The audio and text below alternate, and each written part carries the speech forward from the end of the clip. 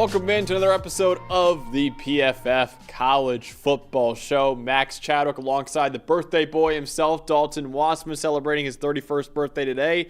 Dalton, what better way to celebrate it than to predict every single college football award for the 2025 season. First off, happy birthday. Second off, we are officially in prediction season right now. We're just about a week away from week 0 of the college football season. So today will be our award predictions. On Monday, we're going to predict every single conference in college football. And then on Thursday, our full college football playoff predictions. I cannot wait to do it. No, absolutely. We're going to give out some imaginary hardware here and just see how much of this we can get right. But I mean, it always feels like with some of these awards too, for as much as we have a solid list of candidates who played really well last year, even the last 2 years, that you get those out of nowhere performers, right? And those are always the hardest ones to predict. But you use the data that we have on the table right now and you figure out, you get an idea of who the best players are in the country, and we see where this goes. Of course, we have so many awards to give out. Before we do that, gotta tell you guys about the deal going on at PFF right now. It may be preseason for college football in the NFL, but PFF Plus subscribers are already betting in mid-season form, and you can save big by joining them. PFF Plus is only $99.99 for the year as long as you lock it in by August 18th. Only 4 days left in this sale right now. And here's why it's a no-brainer. PFF just recently launched a brand new wave of betting tools. It's the same data that all 32 NFL teams use and every single one of the 136 FBS teams use as well to create game-winning plans, and is available to you guys to make informed, confident bets each week. Matchup advantages, historical hit rates, coverage tendencies, sortable player projections, everything you'd want synced to find the best lines across all of the sports books you use. I'll also be using all these tools for my fantasy football team this year too. Again, early bird offer ends August 18th. Do not wait. Go to subscribe.pff.com and use the code EARLYBIRD to lock it in. It's the best bet that you'll make this year, and the link is in the description below. You see that beautiful app we just got at PFF2. Download it right now for all of the best fantasy and betting insights for the 2025 season. And of course, with the PFF Plus subscription, you get access to all of the grades for every single player and every single team in college football too. All right, Dalton, let's get to our first award to give out. That is the Frank Broyles Award, given out to the best assistant coach in college football. Who will win that award this year? I'm going to go to a Big Ten team with very high expectations this year, and maybe my favorite offensive play caller in the country. Give me Penn State offensive coordinator Andy Kotelnicki. This team had the 10th highest graded offense in the country last year. They were 9th in EPA per play. He used, obviously, Tyler Warren in every possible way that he could last year. Doesn't have Tyler Warren this year, so we're going to have to figure out what's going on at receiver. They've obviously got some exciting transfers. Kyron Hudson, Trevor Pena, Devontae Ross, right? You got to be better at wide receiver, but you have an excellent offensive line, maybe the best pair of running backs in the country. Drew Aller in his third year as a starting quarterback. This was already an elite offense last year. Again, has to replace Warren's production in the receiving game with some of these new wide receivers, and obviously Penn State's always loaded at tight end, but I love Andy Kotelnicki as a play caller. It was one of the best hires, if not the best hire of a coordinator in the country last year, and Penn State's got huge expectations, second in the AP poll right now, maybe the favorites to win the Big Ten. If they do that, Kotelnicki's going to be a huge reason. That's where I'm going with my Broyles Award. Yeah, one of the best offenses in college football with one of the most creative offensive play callers in college football too, in Andy Kotelnicki. As a Penn State fan, I'm very happy with that award pick right there. I'll go to the defense though. I'm going to go with Kane Womack from Alabama, the defensive coordinator there. I think Alabama is poised to have the best defense in college football this year. They have my number 2 defensive line in the country, my number 2 secondary in the country, and my number 8 linebacker unit in college football too. Also, Alabama, the only defense in the country to have a top 10 player at every single position. D-tackle, edge rusher, linebacker, cornerback, safety. Top 10 player everywhere for Alabama. So great depth on that defense and star power on that defense too. Plus, head coach Kalen DeBoer, of course, comes from an offensive background. So if Alabama's defense is the best in college football next year, Kane Womack will get a lot of the praise for that side of the ball. Agreed. They got a boatload of talent. I mean, I know there's been a lot of talk about the quarterback situation, and now Ty Simpson has officially been named the starting quarterback, but this defense, to me, is the foundation of this Alabama football team that I think should bounce back and should be expected to make the playoff this year. To answer Donnie's question in the chat, my corner is actually a transfer they brought in. Cam Calhoun is a top 10 corner, in my opinion, from Utah. There's a chance he doesn't even start on Alabama's defense. A top 10 corner in the country might not even start because of how much depth they have at corner. Their cornerback room is as loaded as any unit in the country. Yeah. I think they're going to be rotating between 3 or 4 guys, keeping them all fresh. They got a fantastic amount of talent back there. Yeah. All right, so from the best assistant coach in college football to the best head coach in college football, the Home Depot Coach of the Year award. Who is going to win this award, Dalton? I'm going to go, first of all, this award the last few years has gone more so than just the team that's the number one team in the country, right, and is the best team. It seems like more it's become an award of who outperforms expectations the most. And I know this is a team that some people, including myself, are expecting to bounce back, but they went 5-7 last year. And look, Kyle Whittingham for Utah, I like it. He's never won this award. Wow. In all the years he's been there, he's never won this award. They're coming off a 5-7 season. They've got a really exciting young quarterback in Devin Dampier transferring in from New Mexico. I think the run game could be elite. They still played good defense last year. They even should have made a bowl game, still lost a couple of really tight games. I think Utah's in for a big bounce back, and I think especially if they win the Big 12 and go to the college football playoff, I think Kyle Whittingham's going to be a prime candidate for this. It's going to be a bounce back type year for him. The first losing season he's had at Utah since 2013. I think Utah's in for a big bounce back. I'm going to take that bounce back. I think they compete at the top of the Big 12. I think I'm going to have them in my Big 12 title game. I'm not sure if I'm going to have them winning yet. I haven't made the official prediction yet, but That'll be Monday. I think I'm going to have them at least. Yeah, I got to finish it by Monday. I'm going to have them at least in it. I'm going to decide if they're going to win it, but if they do win the Big 12, I think Kyle Whittingham is a really good choice for this award. Donnie with a great shout in the chat. Matt Rule was a fun one, too, for Nebraska. That's a fun one. They could have a huge year this year. I'm actually going to go with a guy that has a lot of expectations on him, but I do think they'll be the best team in college football this year. I'm going with Dabo Swinney from Clemson. He said recently he thinks this year's Clemson team could be the first ever to go 16-0. I kind of believe him, honestly. I think Clemson right now is the number one team in the country. We did that in the preseason top 25. You can check it out if you haven't seen it already. The best offense in the country, in my opinion. The third best defense in the country, in my opinion.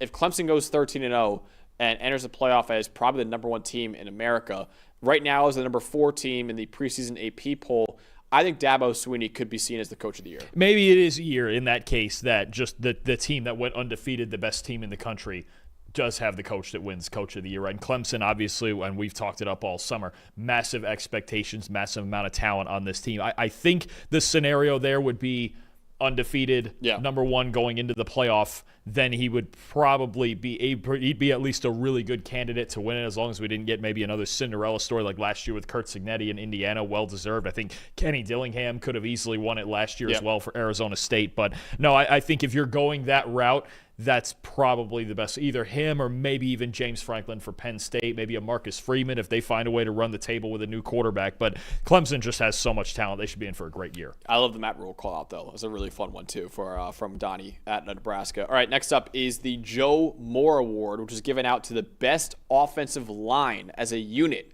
in college football. Who will have the best offensive line in 2025? We've got some darn good ones. This was a hard one to pick because even, I was even going through your top 10 unit rankings for these offensive lines. I'm like, man, there's a lot of candidates and a lot of offensive lines that can do some different things. But I'm going to go with the team that actually had the highest graded offensive line in the Power 4 last season. That is the Iowa Hawkeyes. This team, they have studs in guys like center Logan Jones and right tackle Jennings Dunker. They've got 2 guards coming back in Bo Stevens and Cade Piper, who are both pretty good. New starter at left tackle. We got to figure out that situation, but their mastery of Tim Lester's offense, his outside zone scheme and their rushing offense last year in his first season as offensive coordinator, I think that's only going to get better with another year of experience, especially if Piper at right guard, the athlete is a sick athlete on the inside there. If he can really improve that line even further, and if they have a real passing game this year with Mark Gronowski as their quarterback, they'll get a chance to shine in pass protection. I'm going to go in the Big Ten, take the Iowa Hawkeyes. So I like like Iowa. Shout out Donnie. I also was thinking about Utah here. That would have been a really Utah good one, was another one I thought about. The Florida Gators have a very good offensive line as well. Yep. This was a hard Texas one. A&M is going to load it. This was a hard one to pick, but I'm going to trust the numbers because Iowa had a great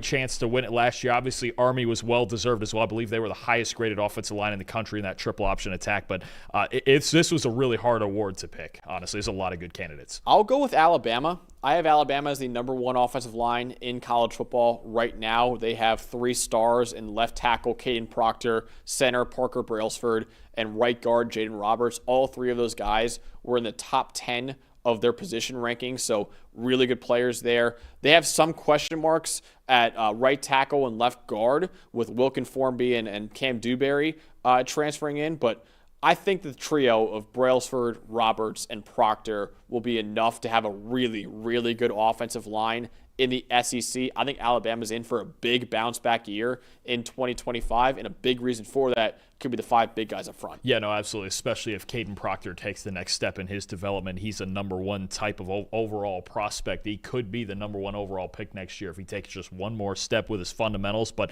boatload of talent, boatload of experience for sure, especially in that system, especially when I think about Parker Brailsford being in that system under DeBoer and Ryan Grubb being back now as their offensive coordinator. It's going to be a lot of fun to watch that Alabama offensive line this year. This one I love is the Burlsworth Trophy, which is given out to the best player who started his career as a walk-on. So a player who did not have a scholarship coming into college but is now a star in college football. And Dalton, we actually both agree on this one. Yeah, look, there's a couple of darn good candidates for the Texas Longhorns, but I'm going with this safety, the free safety, Michael Taaffe, who was just spectacular last year. His first year really as a full-time starter, and back there at free safety, he's the heart and soul of one of the best secondaries, maybe the best secondary in college football. 8 pass breakups last year, 88.8 coverage grade, one of the most valuable safeties in the country. Your 4th-ranked safety behind Caleb Downs, Coy Parrish, and Dylan Thieneman. He's just become an excellent heady football player, a little bit undersized, but plenty enough speed to get to the football at all times, and really a master now of Pete Kwiatkowski's defense for as long as he's been playing in it. He's been a valuable special teamer for a long time, and really a guy who, look, he walked on there, obviously, and he's become a starter, but does anybody on that team love being a Texas Longhorn more than Michael Taaffe? I mean, he's just a great football player. I think a legitimate NFL prospect at this point I'm going with, and they have a couple of good candidates on this team. I actually originally had Jack Endries, the tight end who's transferring in from California. We'll actually talk about Jack Endries later on in this video for another award. But I had him as my pick originally, and then I thought about it. I was like, you know what?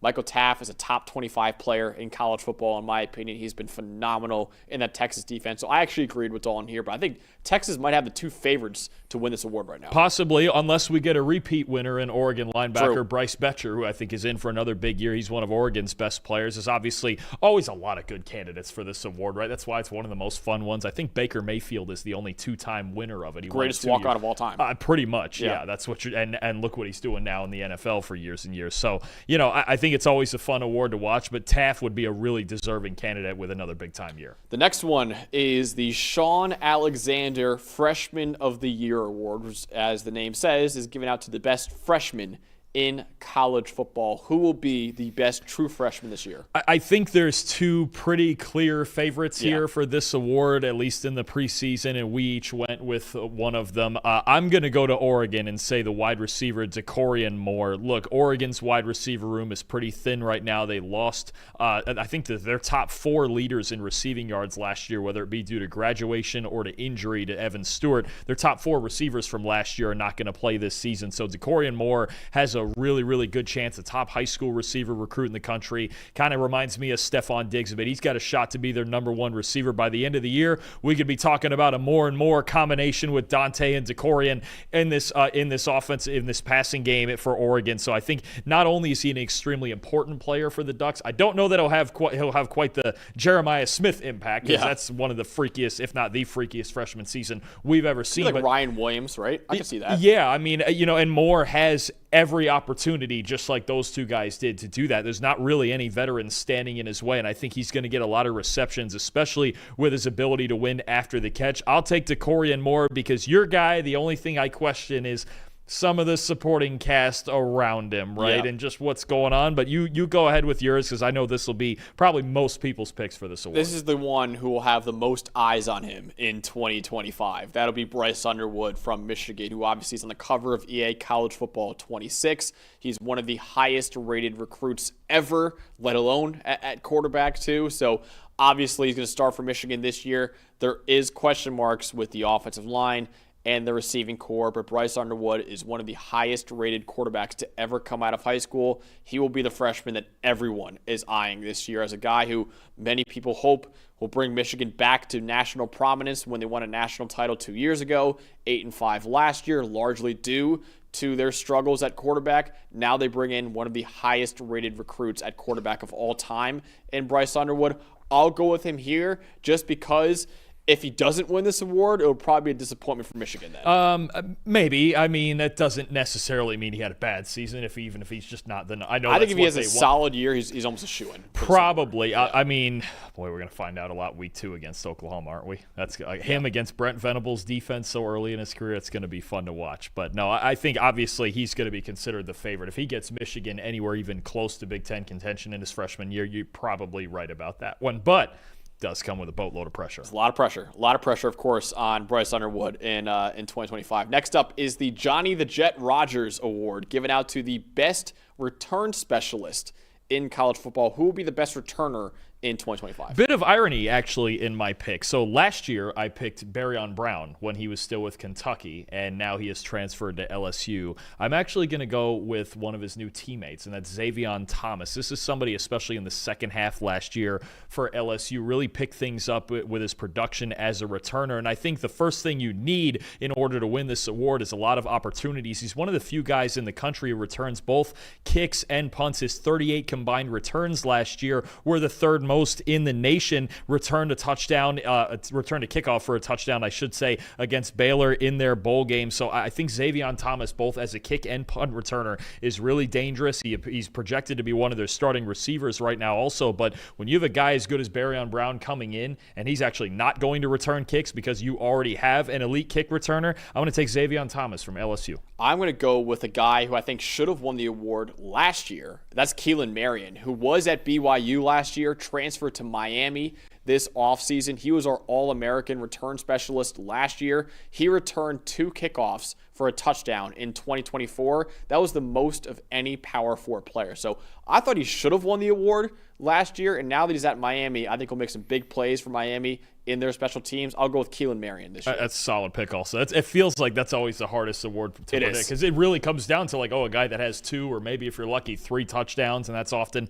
what it's predicated on. But certainly those guys are both going to get a lot of opportunities. So we actually agree on this one too, Dalton. It's the Ray Guy Award given out to the best punter in college football. Who is the best punter right now? Yeah, I think Brett Thorson, you could easily argue, from Georgia, should have and could have won this award last year. 2 years ago had a season where not a single punt got returned against him. Last year, only 9 punts returned against him, and he was the highest graded punter in the country pretty easily. Brett Thorson has had this coming for 2 years. You could argue he could have won the award each of the last 2 years. I think this year he's going to have another fabulous season and get it done and get his first Ray Guy Award. Yeah, I thought about Reese Dakin here, Donnie's guy from Iowa, because he probably will have a lot of opportunities to win that award in 2025. But well, not if Gronowski and the offense, not if they have it together. I mean, it's not like it's not gonna be like the Torrey Taylor year where he's setting all sorts of records because he's out there every 3 and out. That's true. But Brett Thorson should have won the award last year. He actually suffered an injury in the SEC title game that kept him out of that Notre Dame playoff game. But he was our All-American punter last year, 93.7 punting grade last year. That was 4.5 points higher than any other punter in college football. He also had an average hang time of over 4.5 seconds. That was almost 2/10 longer than every other punter in college football too. So Brett Thorson should have won the Ray Guy Award last year. He's our favorite to win the Ray Guy Award in 2025. Who are you picking to win the Lou Groza Award, given out to the best kicker in college football? This was a hard one. It feels like we had a lot of veteran kickers graduate to the NFL, and there's so many good picks. And this is the hardest one when you talk about, okay, who's going to have the most opportunities, who's going to make the most field goals. I'm going to take a guy who I think will have a lot of opportunities in what is generally an explosive offense. I'm going to go down to Ole Miss. I'm going to take Lucas Carnero, their new kicker, who was at Western Kentucky the last couple of years. Last season, missed his first field goal of the year against Alabama, and then did not miss another kick the rest of the season. Just 4 missed kicks across his 2 years at Western Kentucky. Got a lot of volume and a high-flying offense. I think that'll be the case again. And the only thing with Ole Miss offense, last year they had a top 15 rate of drives that ended with some sort of score. Now, they're a lot younger this year. If Austin Simmons maybe gets down in the red zone and struggles a little bit, maybe Lane Kiffin's kicking more field goals than going for it on 4th down with such a young offense. But I'm going to take Lucas Carnero for Ole Miss. I'm going to go with Dominic Zvada from Michigan. So he was one of the best kickers in the country last year, even though Michigan's offense struggled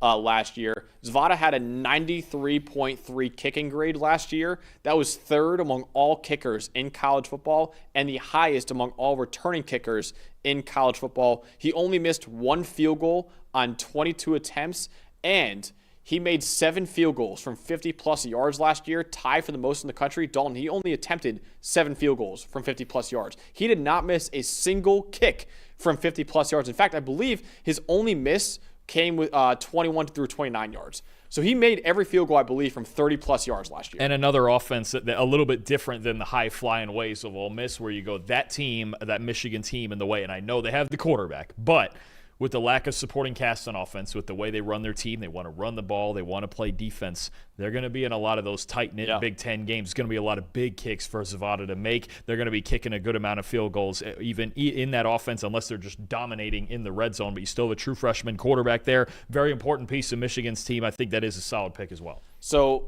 the guy who won this award the last 2 times is now in the NFL, so we have to go somewhere else for this one. The Paul Hornung Award, the most versatile player in college football. Travis Hunter was a shoo-in for this award the last 2 years, but now with him gone, who is going to win this award? I'll tell you what, your guy that you have here, I was very tempted to agree with you, but I just wanted to do something a little bit different, just in case we're not getting the trend of 2-way play. So I'm going to go to Pittsburgh with their star running back Desmond Reed. Look, he was the only running back in the country last year in the regular season with more than 500 receiving yards. He's arguably the best receiving back in the nation.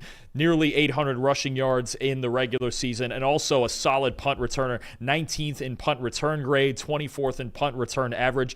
He's got kind of this triple threat thing about him. He can run, he can catch the ball, he can return punts. I think Desmond Reed is, obviously he's Pittsburgh's best offensive player. He's one of the most versatile players in the country, kind of still with that diminutive size, gives you that Darren Sproles, Deuce Vaughn kind of feel, right, where they can do a little bit of everything. But I'll take Desmond Reed from Pittsburgh, and I know your guy, if things keep going the way they're going in some of the practice clips we've seen, it's going to be hard to leave him off if he does anything like this in the regular season. I do love Desmond Reed. I thought about him here too, but I just have to go with Coy Parrish here, the safety at Minnesota, who now apparently will be playing some wide receiver for the Golden Gophers this year too. But Coy Parrish, in my opinion already, is the second best safety in college football. 88.9 PFF grade last year as a true freshman, was 7th in the country among all safeties, one of only 7 safeties in America to have 80-plus grades in coverage and in run defense. Now he's going to play some wide receiver this year too for Minnesota, who actually needs some help in that passing game, and he's a really good returner for Minnesota special teams too. So I think Coy Parrish right now is a pretty clear favorite, I would say, to win the Paul Hornung Award. You could see it just in the time he played last year. Special athlete, whether he's back there at safety and had 5 interceptions, when he was back there as a kick returner. Now if he's really going to go out there and play a decent amount of wide receiver on offense, the only thing that would make me question the receiver production at all is they do have a redshirt freshman quarterback in Drake Lindsey lined up to start. But man, I mean, even if he were to give you not Travis Hunter type stuff, but like let's say 300 yards, 400 yards. If he made a handful of plays, like I said, he's a good returner too, and he's a good returner, and he's one of the best safeties in the country. I mean, if he does have any sort of real production at receiver,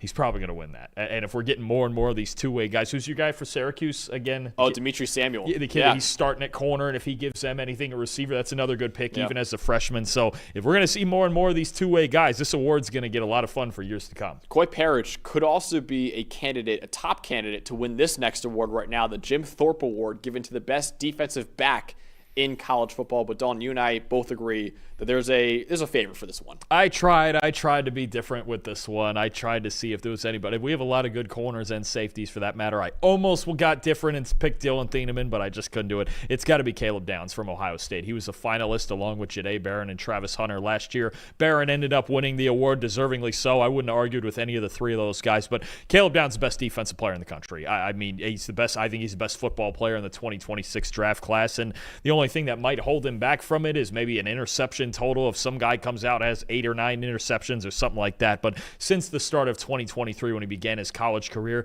second highest graded safety, just a sliver behind SMU's Isaiah Nkolia. So to me, Downs, very easily you could argue he's the best defensive player in the country, best defensive back in the country.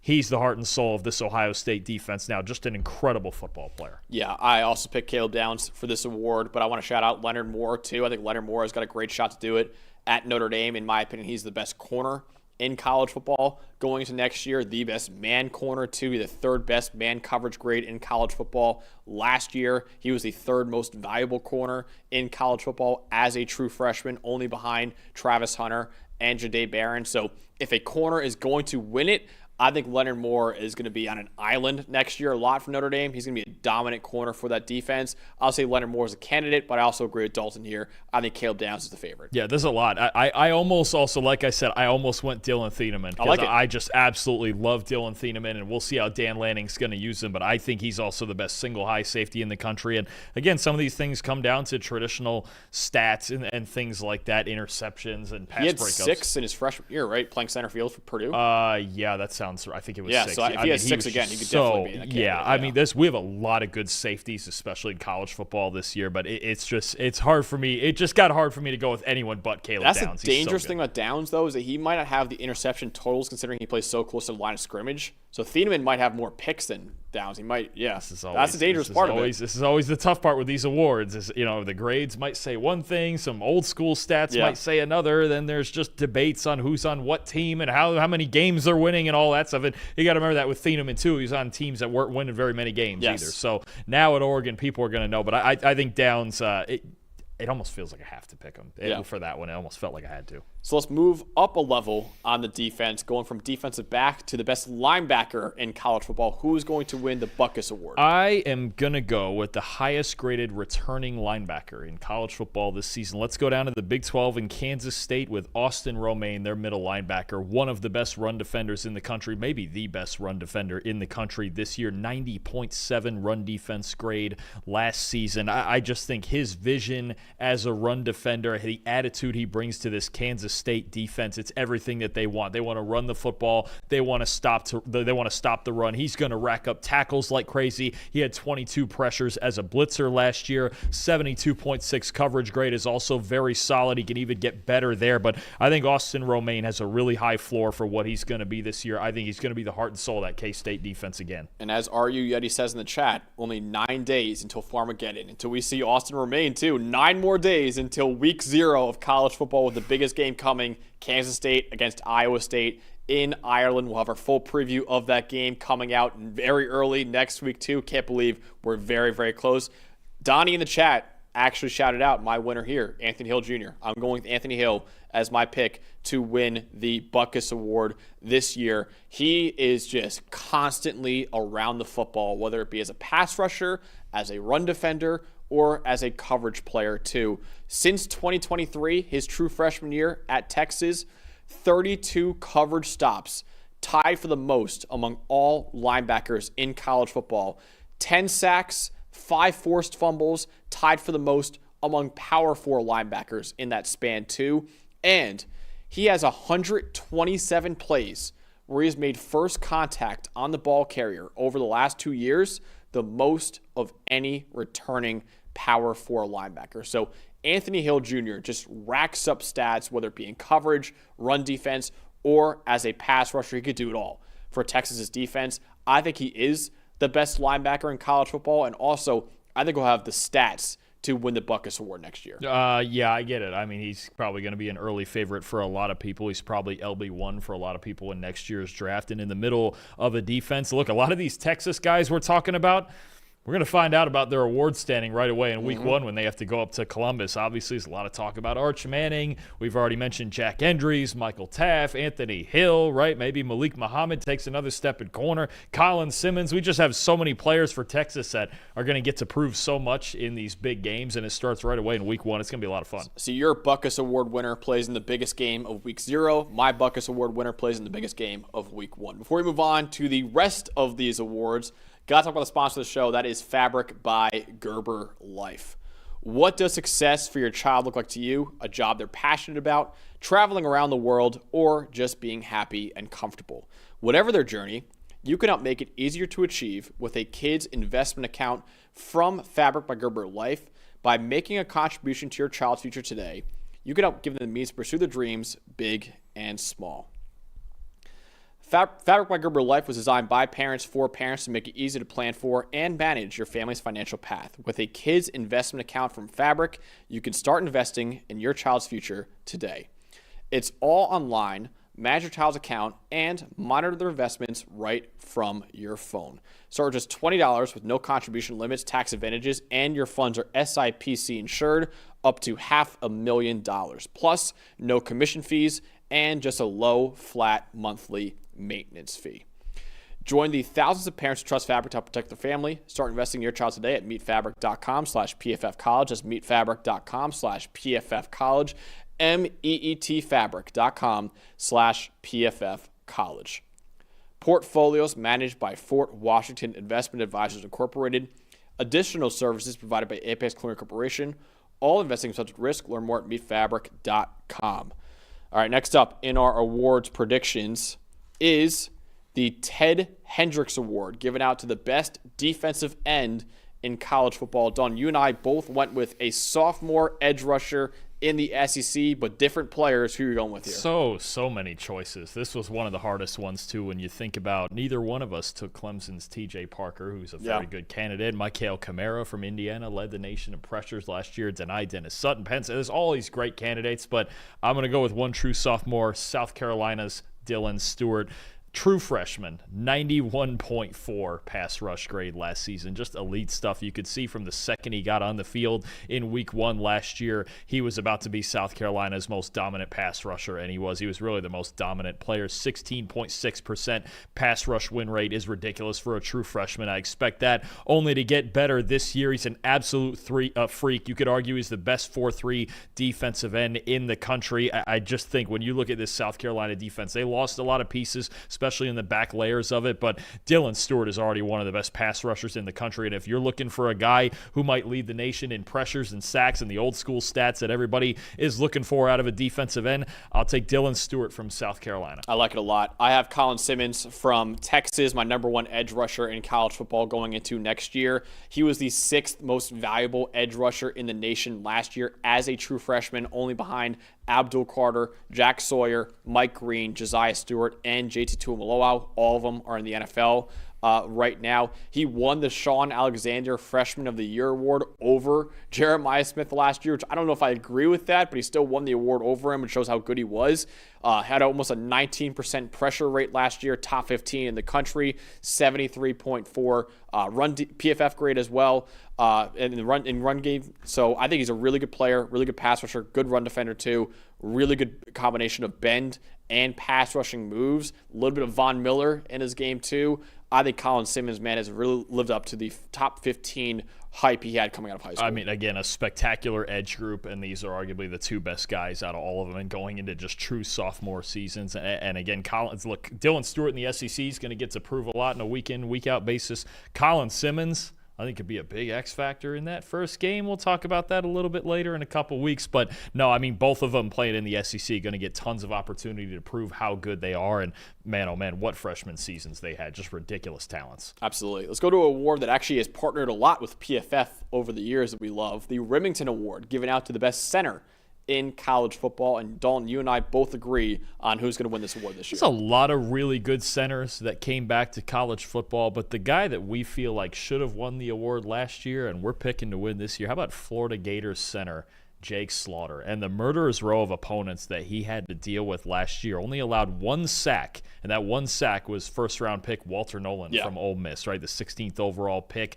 15.3% impact run blocking rate, which is the amount that you are getting a positive run blocking grade on each individual play. The only two Power 4 centers that were better than that played at least 300 snaps, Logan Jones from Iowa, Connor Tollison from Missouri, both very, very good players, but Slaughter also got negative grades at a significantly lower rate than those two guys. I believe it was around 10.5%, which is really, really good for a full-time starting center. Just you look at, and I know you've gone over this before with the schedule, Jake Slaughter being as dominant as he was last year, and it just feels like he never makes mistakes against the schedule and the run of defensive tackles, NFL caliber defensive tackles that he went against. I'm going to take Jake Slaughter from Florida. Yeah, he played Walter Nolan, Alfred Collins, Shamar Turner, Deion Walker, Omar Norman-Lott, and Josh Farmer last year. All of them were first 4-round picks in the 2025 NFL Draft. The only Power 4 center who had 80-plus grades as a pass blocker and run blocker last year. So I agree with you. Jake Slaughter,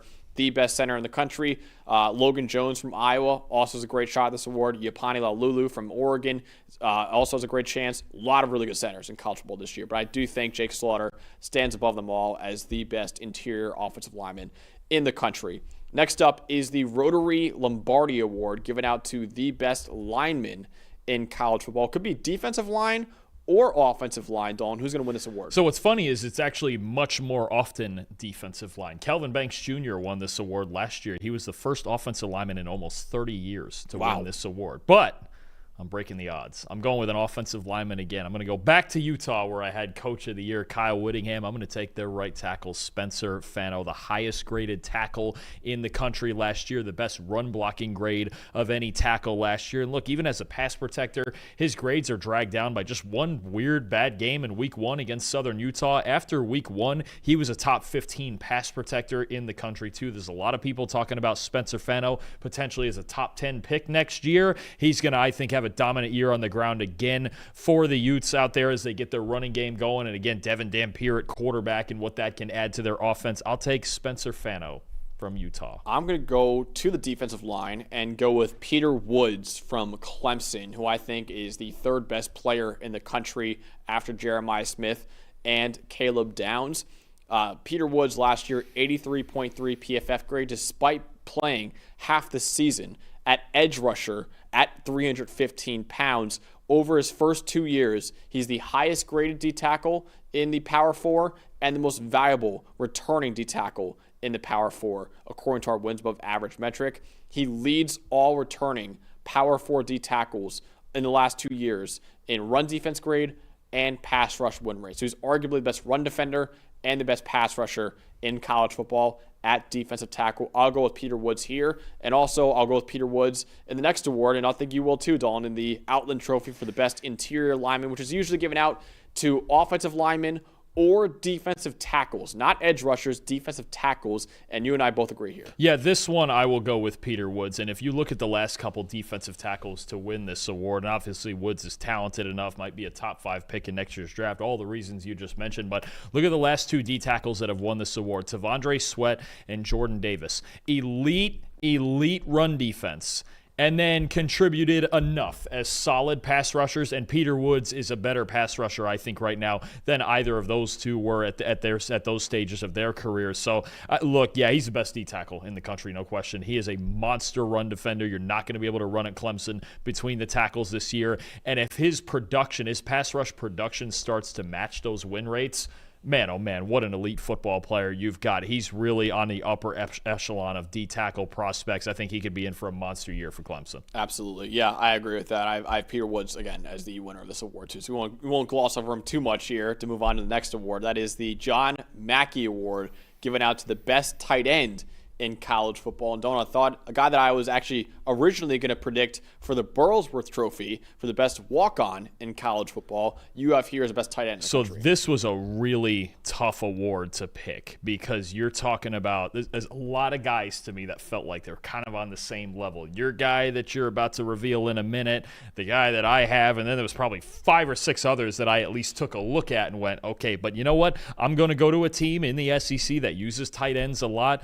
Texas Longhorns over the last 2 years, 3rd in the nation in receiving yards from their tight ends, 2nd in explosive plays. We saw what Jatavian Sanders could do a couple years ago, Gunnar Helm last year, and this year they get Jack Endries transferring in from Cal. Really reliable, 8th best receiving grade in the country last season. I think one of the big things, that voters still look for is just the number of yards. 11th most receiving yards among tight ends last year, even in a more difficult situation at Cal. It's a very young wide receiver unit for Texas that I think Arch Manning could look to Endries as the security blanket here. And like I said, I just think his reliability, fantastic hands, good route runner. Steve Sarkisian is going to find multiple ways to use this guy, both in the intermediate range and underneath in the RPO game. My reflexes almost told me to take the guy that you have, which is a great pick also. The volume and the way that Texas uses their tight ends, I've almost flipped a coin between these two, and sometimes you just want to be. I can't agree with you on everything, right? But you have a fantastic candidate here also. But I'll take Endries from Texas. I think he's a huge part of their offense. And the guy I'm picking is my number 1 tight end in college football, but Endries is number 2. So it's not like he's going to an offense where they utilize tight ends a lot, and also he's already a superstar at the position too. I want to shout out another one here who I think is a little bit of a sleeper. Maybe not, honestly, depending on who you ask. But Kenyon Sadiq from Oregon. Yep. Now with Evan Stewart out for the year with an injury, Kenyon Sadiq, I know we talked about DeCorey Moore earlier, but Kenyon Sadiq could have a lot of yards in that offense next year. So I think that's another one to keep an eye on. But I'll go with Eli Stowers here, the number 1 tight end in the country out of Vanderbilt. No returning tight end in college football has been as valuable as Eli Stowers over the last 2 years, according to PFF's wins above average metric. He's an elite athlete, and he's really good after the catch. He's 3rd among Power 4 tight ends last year with 13 forced missed tackles, and he was 4th with 373 yards after the catch last year. You saw on the SEC documentary, he and Diego Pavia, they actually roomed together on that Netflix show, so you see that already. So there's a great connection between those two right there. They came from New Mexico State together too, so they're best friends. Diego Pavia will be looking to Eli Stowers early and often next year. This was really, it was one of the hardest awards to pick because there's so many really good players that it feels like are all on the same level. I think about, we'll see what Tanner Koziol can do going down to Houston with Connor Wegman throwing to him there. Terrence Carter going to Texas Tech. Love him as a player. Justin Jolie, your guy Max Clare going from Purdue to Ohio State. I think R.J. Maryland getting healthy for SMU. He's a big-time weapon in that offense. He could put up the numbers to win this award, even though he lines up wider than the usual tight ends a lot, but he's listed as a tight end, so he might be on that list. I think there's a lot of really, really good candidates. This was one of the hardest awards to pick. This one might not be that hard. It's a Biletnikoff Award given out to the best receiver in college football. Could be a running back, a wide receiver, or a tight end. But you and I both went with the best player in college football here. There's only one other guy I even considered, and that was Ryan Williams from Alabama. Interesting. Just to consider the possibilities of that year two. I've been telling you, I think he could take a CeeDee Lamb type jump in year two. I thought about Jordan Tyson here too a little bit. That makes sense. He'll also put up huge numbers. It's kind of the Tetero McMillan factor from last year, where it's like, okay, we saw it for half a season. Let's see it. But you just have to go with Jeremiah Smith here. I mean, I know the quarterback situation's a little bit of a mystery for Ohio State, but look, when in doubt, just chuck it up to number 4. This guy's a freak of nature. He's on that Julio Jones, A.J. Green, Calvin Johnson level type of prospect, and we're going to see it for 2 more years. Maybe the greatest freshman season we've ever seen from a receiver, the best player, at least the best offensive player, maybe you could argue the best football player on a national title winning team coming back. What is he reportedly up to, 225 pounds now or something silly? Just stupid. No, he's just a machine. I'm taking Jeremiah Smith. I don't know preseason how you could really take anybody else. Jordan Tyson's a good call. Ryan Williams was the only other guy I gave just a shadow of a thought to, but I just can't. You can't go against this. This is just a freak of nature. And this is obviously every award is voted on by human beings, everyone knows who Jeremiah Smith is. Like, this is a guy that everyone's going to be watching on every single play next year, too. And for good reason. He was the most valuable receiver in the nation last year, according to our wins above average metric.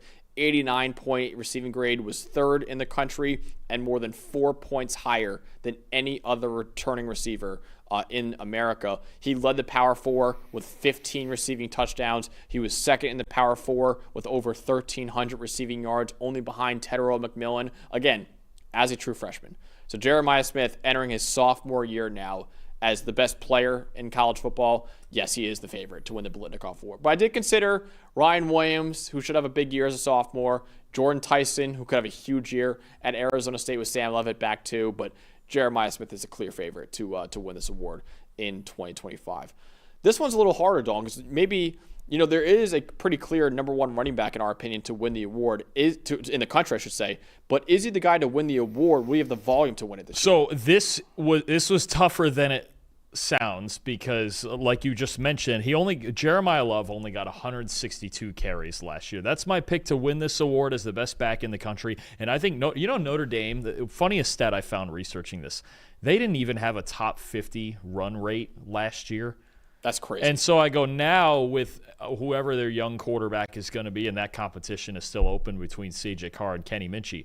They're going to ride this run game as far as they possibly can. I think there's an increase in volume coming for Jeremiah Love, and if that's the case and he's as efficient and explosive as he was last year, then you're talking about, he had almost 7 yards a carry last year. Just ridiculous in this offense. And when he turns the corner, he's absolutely gone. He can break tackles. He can run by people. He can hurdle them. We saw the 98-yard touchdown against Indiana in the playoff game.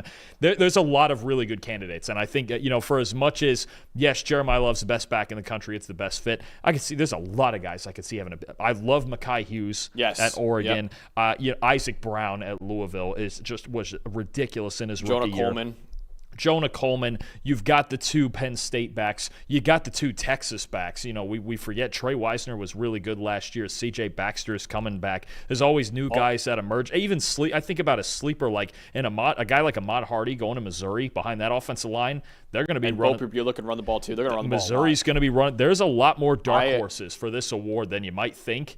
But I got to go with the most talented. My favorite dark horse is Jaheim White at West Virginia. Good call. Because they run the ball. Rich Rod loves to run the piss out of the football. And Jaheim White, now C.J. Donaldson at Ohio State now. He's pretty clearly the top running back there. Plus, West Virginia has a new quarterback, too, in there. So Jacksonville State last year with Rich Rodriguez, they ran the ball more than anyone in the country, I believe, except for the 3 academy schools. Yeah. Just the run game and the play action, that's what they're going to be based. There's a lot of sleepers. There's a lot of good backs in the country. A guy like Darius Taylor from Minnesota is going to get a boatload of carries. But I think that's the part where I'm just going to go, you know what? Fine. I think Mackay Hughes might have been the hardest one for me. Yeah. Because they can run the ball. They're going to run the ball a lot. I really like Mackay Hughes a lot, but I'll take Love because Notre Dame, I don't know about their quarterback situation. There is rumors right now that Kenny Minchey is the slight favorite to start at Notre Dame over C.J. Carr, and Kenny Minchey is more mobile of the two. So that, to me, would say, yeah, they're going to run the ball a lot and use that read option game a lot like last year with Riley Leonard. Last year, they might have that same kind of offense in 2025. I also, by the way, went with Jeremiah Love here. I think he's pretty clearly the best running back in college football. He was the second most valuable running back in the nation last year, according to our wins above average metric. 91 PFF grade, was 5th, 38% forced missed tackle rate, 2nd in the Power 4, 6.9 yards per carry, 3rd elite athlete, can run through you, by you, or hurdle you. I think Jeremiah Love is a fantastic player. The one thing that worries me is the volume. Will he have the volume in that offense? But still, he's so freaking good, and everyone knows who he is right now. He's pretty clearly the best running back in the country. I'll go with him here as a Doak Walker Award winner. Next up is the Davey O'Brien Award, given out to the best quarterback in college football. And you and I both agree again here, Dalton. Yeah, it just feels like with the improvement that we saw from Cade Klubnik last year and the way everything sets up for Clemson, the amount of talent they have, the whole offensive line is back, his top 3 receivers are back, 36 touchdowns, 6 interceptions last last year. Still going to be relied on to carry this offense, a solid rushing threat as well. You know, you're going to have a freshman running back in there. I think the run game is really going to be there more so to complement the passing game. Cade Klubnik has every opportunity in front of him right now to do whatever he wants this season, whether it's this award or some other awards, winning the ACC again, national title, all the talent this Clemson team has. There are plenty of candidates. Obviously, there's a lot of talent at quarterback, albeit a lot of young talent at quarterback in college football this year, but Cade Klubnik feels like the safest bet. I also went with Cade Klubnik for this award too. I'll save some more analysis for later on in the show, but next up is the two awards that basically give out to the same thing. The Bednarik Award and the Bronko Nagurski Trophy for the best defensive player in college football. Who will be Defensive Player of the Year this year? All right, so it felt like this had to be kind of a sweep of somebody we've already mentioned today. And I will tell you the one reason I did not go with Caleb Downs here. A safety has never won the Bednarik Award, and only two have won the Nagurski, although one of them was Xavier Watts 2 years ago when he had 7. He led the nation in interceptions that year, right? I'm going to go with the guy that I had for the Hendricks Award. I'm going to go with Dylan Stewart. I'm going to go with the best pass rusher in the country this year. Again, 91.4 pass rush grade this past year. If the win rates even improve to the elite levels from already very, very solid top 40 to 50 levels that they were last year. If South Carolina is going to be in the SEC race, obviously Lenora Sellers is probably going to be the number one reason at quarterback. But Dylan Stewart, on this defense that did lose a lot of NFL talent, including on that defensive line. He will not be part of a rotation anymore. He is going to be the guy out there every single snap. He's a dominant pass rusher. If he just develops his body a little bit more, if he did that this offseason, put on a few more pounds of weight, especially in his lower body, he's going to be an absolute freak of nature. I'm going Dylan Stewart. I like the way you and I went about this because I think you went about it, okay, who actually will win the award? And I kind of went about it, who will actually deserve the award?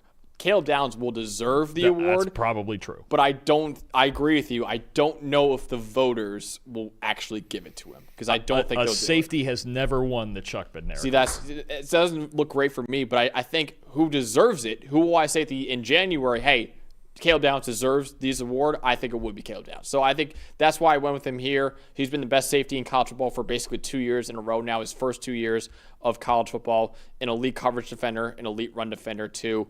91.7 PFF grade over the last 2 years, is second among all safeties in the country. He's the most valuable safety in the country over the last 2 years too. Incredibly versatile player, can play free safety, slot corner, or in the box. Dynamic punt returner too.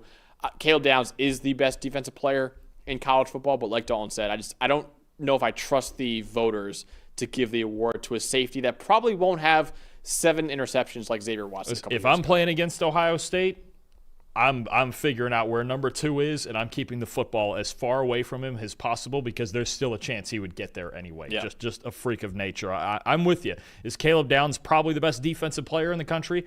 Yes.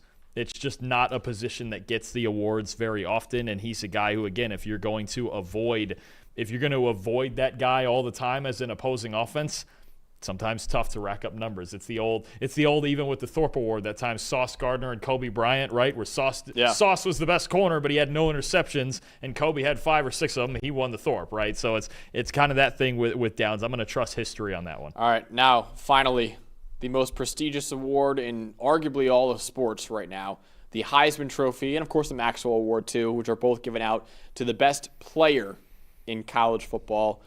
Who are you going with? Who is winning the Heisman in 2025? I tried my damnedest to pick somebody else to disagree with you, and there was just nobody else I felt comfortable enough to do it with. I'm gonna repeat what we just said for the O'Brien. I'm gonna go with Clemson's Cade Klubnik, and I think part of this is not just the elite production he put up last year. Again, he's the nation's leader in passing grade returning to college football. 36 touchdowns, 6 interceptions. He's going to be in the top 10 of attempts this year, if not higher than that. Almost 600 yards rushing last year. He's a threat on the ground as well. Scrambling, we saw the big quarterback draw against Pittsburgh, big 50-yard run that won him that ball game. And I think, something that jumped out at me too is Klubnik, again, having the opportunity to do so. There's only 4 teams on Clemson's schedule that ranked higher than 69th in coverage grade last season. Duke, top 10, Louisville, SMU, and South Carolina.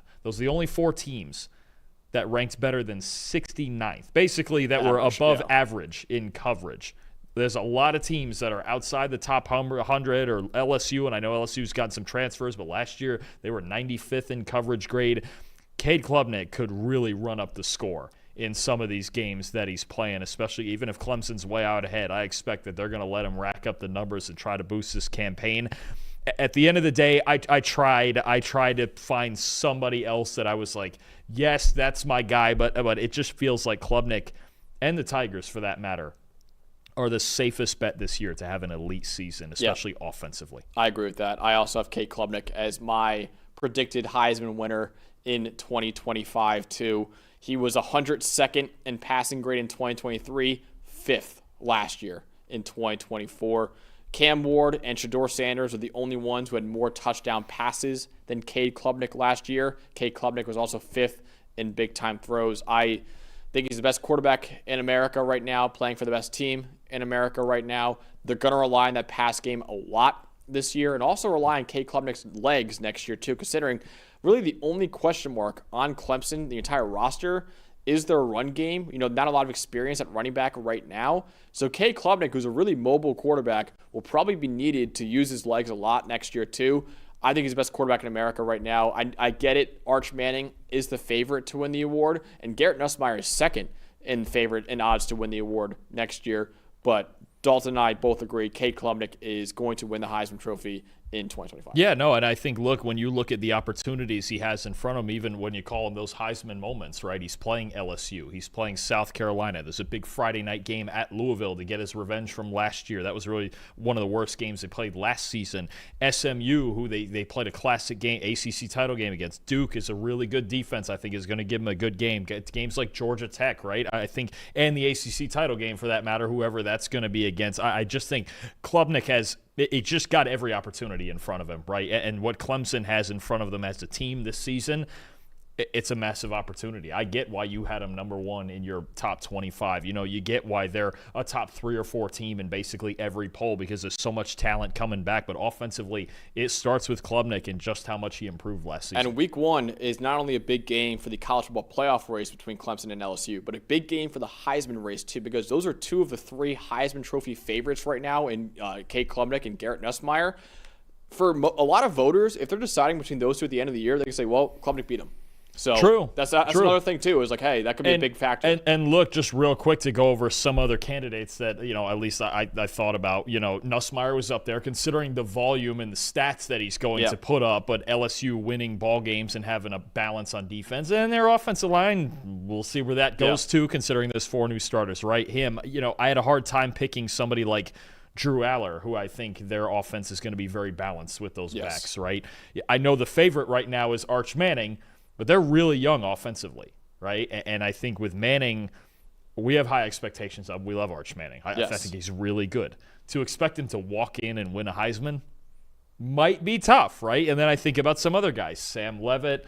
I think even if Ty Simpson were to live up to expectations for Alabama, I think he could be a dark horse. I mean, we've talked about earlier this week when we were doing the Heisman draft, some other dark horse candidates. I know you love DJ Lagway from Florida if he has a big year. So I think that's but it just feels like to me, Klubnik was the safest bet. Some people, hot take, Jeremiah Smith, we'll see. But even them, their quarterback, if they had Will Howard back for another year, I might pick Jeremiah Smith, but we got a new quarterback in Ohio State, whoever that's going to be also. So I just felt the best about Klubnik, even though there's a lot of really solid candidates. And I'm looking back at the Heisman Trophy winners at quarterback recently. Jaden Daniels was a multi-year starter before he won it. Caleb Williams started for most of his freshman year before he won it as a sophomore. Bryce Young was a first-year starter when he won it. Joe Burrow started before he won it in 2019. Kyler Murray was a first-year starter. But usually you're seeing guys, Baker Mayfield started for multiple years. Usually you see guys who started for at least a year before they won the Heisman. Yeah, I mean, it's just because there's that buildup and there's acclimating to a new major level of football, right? And I know Arch obviously got 2 starts last year, but that doesn't quite get you over the line. And look, I think Arch is going to have a terrific season. I think Texas can contend for a national title. I just don't know that statistically I could take him. So, all right, what I want to do right now before we wrap up, because I know Eli wants to get out of here because he got a meeting in 5 minutes. But real quick, there's 4 finalists every year for the Heisman Trophy. Who are your 4 finalists? Cade Klubnik, obviously one of them. Who are your other 3? Who makes it to New York? I can go first because I think I have my 3. Okay, you go first. I'm Arch thinking. Manning, I think he'll make it. Okay. He'll be there. I think Jeremiah Smith will do it. I think there's just so much hype in that kid. He'll put up big numbers. And I'll go with DJ Lagway from Florida. I think Lagway's going to have a huge year in the Florida offense. So those are my 3 outside of Arch Manning. I'm sorry, outside of Cade Klubnik. Who'll win it? Cade Klubnik. Give me Jeremiah Love. Okay. 2 non-quarterbacks. Am I doing that? No. I'll go Klubnik, Jeremiah Love, Nussmeier. Okay. Man, I want to say Sam Levitt, but I don't know if I can get that level with him yet. For now, I'll say Aller. Okay. I don't think Aller will win it. So no Arch at all. I could see Aller as the 4th. I'd be between Aller and Arch. Okay. I'll go Aller, and I think Aller would probably be like 4th of those 4 guys, considering I just don't think the stats will be as gaudy. But I think Drew Aller in his 3rd year starting is still going to have a very good season, and it's going to Drew Aller's season is going to if there's anything that's going to kill that, it's going to be moments. Yeah. Right. But if Penn State, even if he's like just solid, he doesn't have the gaudy numbers like Klubnik or a Nussmeier, if they go 12-0. He's going to be sitting there with those 4 guys. Cade Klubnik for me wins the Heisman, but I also have DJ Lagway, Arch Manning, and Jeremiah Smith, who also should all 3 of them be back in 2026, which would be crazy. You had Cade Klubnik, you had Drew Aller, Jeremiah Love, and Nussmeier. I'll go Garrett Nussmeier. Okay. Feels a little risky to me with the offensive line stuff, but he's going to get volume. He might lead the nation in passing yards this year. You broke Drake Holliday's heart in the chat. He wanted Sam Levitt. One of us to say Sam Levitt. It's very close. That's going to be the one that hurts me to leave off because I'm a big Sam Levitt believer, and without Cam Scadaboo, and I know they have obviously Kanye Udo coming in from Army, but we'll see if Levitt can carry them to a Big 12 title and do it again. I get it. That's gonna be the hardest one to leave. We don't have the earpieces in, but apparently Eli's playing the music right now, trying to get us off because he needs to go to a meeting. I thought he wanted a Joey Aguilar Heisman. All right, we'll stop filibustering here on the PFF College Football Show. Reminding you, on Monday, we're going over our conference predictions, who will make it to every conference title game and who will win every conference in 2025. We'll also be putting out our Kansas State, Iowa State preview for Week 0 early next week, too. And, of course, on Thursday, our full college football playoff predictions. For the birthday boy, Dalton Watchman, for our producer Eli back there who wants to get out of here, I'm Max Chadwick. We'll see you guys on Monday with our full conference predictions.